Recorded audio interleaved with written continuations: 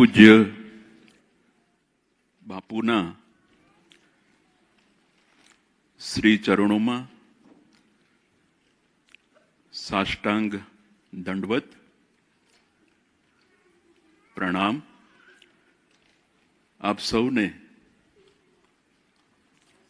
મારા સાદર જય સિયારામ. સંગીતની આ મોહક મહેફિલમાંથી વાત કરવાની મરુભૂમિ તરફ હું આપ સૌને લઈ જઈ રહ્યો છું.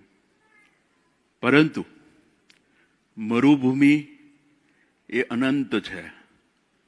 મરુભૂમિ એક પ્યાસ છે, એક તરસ છે, અને એમાંથી નીપજતું નવનીત એ ઉત્તમ હોય છે. અહીંયા આપ સૌની સમક્ષ એક નાનકડો ભાવ વ્યક્ત કરવા માટે ઉપસ્થિત થયો છું. બાપુએ જે નવકારસી આપી છે, આપ જાણો છો કે જૈન પરંપરામાં નવકારસી છે, નવ મંત્રો.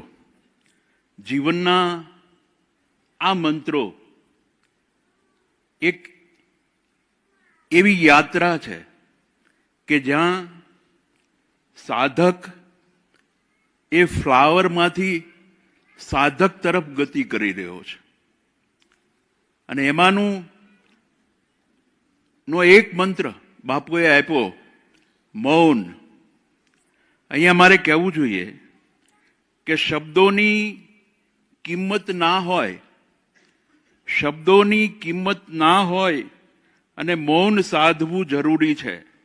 બાકી જ્યાં સમજણ છે ત્યાં બોલવું પણ ક્યાં જરૂરી છે.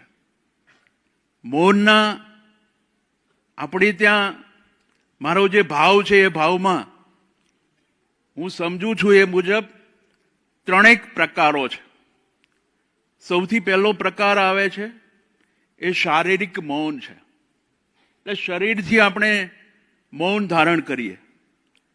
અને આમ તો મૌનની બાપુએ જે વ્યાખ્યા આપી, રજસ, તમસ અને સત્વ, એમાંથી આપણે પસાર થઈએ છીએ ત્યારે એમાં શારીરિક મૌન એ જોડાઈ જતું હોય છે.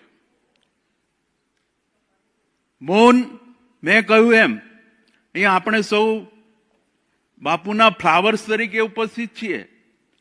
પરંતુ આ નવકારસી, આ નવ મંત્રો જીવનમાં આપણે જો પામીએ અને એનો સ્વીકાર કરીએ તો આપણી ગતિ ફ્લાવર્સથી સાધક તરીકે તરફ જઈ રહી છે. અને એ બહુ મહત્વનું છે.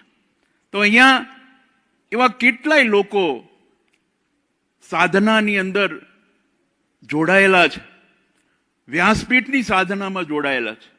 મારે અહીંયા એક વ્યક્તિની શબ્દ વંદના કરવી છે. મને એમણે કહ્યું કે હું 30 વર્ષથી આ વ્યાસપીઠની સાધનામાં જોડાયેલો છું, પરંતુ હું ક્યારેય બાપુની સન્મુખ કે મારા બુદ્ધ પુરુષની સન્મુખ ક્યારેય થયો નથી. હમણાં એ શરીરથી થોડા અસ્વસ્થ થયા છે અને જ્યારે જ્યારે એ કથામાં હોય ત્યારે એ પાછળ આવીને બેસી જતા હોય છે. આ એક મૌન સાધના છે. અને એ સાધનાના સ્વરૂપમાં આપણી સૌથી પહેલી સાધના, સૌથી પહેલું મૌન એ શારીરિક મૌન છે. અને બીજું મૌન આવે છે, આપણે શરીરથી મૌન રાખીએ છીએ. અને બીજું મૌન આવે છે આપણું ભાવનાત્મક મૌન. એટલે કે જ્યારે આપણી ભાવનાને કોઈ આહત કરે, આપણી ભાવનાને જ્યારે કોઈ ઠેસ પહોંચાડે, ત્યારે એની આપણે પ્રતિક્રિયા આપીએ તો ત્યાં બહુ મોટો સંઘર્ષ થવાનો, ક્લેશ થવાનો અને સંવાદમાંથી વિવાદ થવાની સંભાવના દેખાઈ રહી છે, એ છુપાઈ રહી છે. પરંતુ જ્યારે આપણે મૌન ધારણ કરીએ છીએ ત્યાં પૂર્ણ વિરામ આવી જતું હોય છે. એટલે એ ભાવનાત્મક મૌનની વાત છે. અને ત્રીજું મૌન આવે છે એ છે આપણું સાંસ્કૃતિક મૌન. બાપુએ કહ્યું કે સત્ય અને શીલ માટે જ્યાં જરૂર પડે ત્યાં મૌનનો પણ એક વિવેક છે. પણ એ વિવેક ત્યાં એટલા માટે જરૂરી છે કે જ્યાં સત્ય છે અને જ્યાં શીલ છે ત્યાં બોલવું પણ જરૂરી બને છે.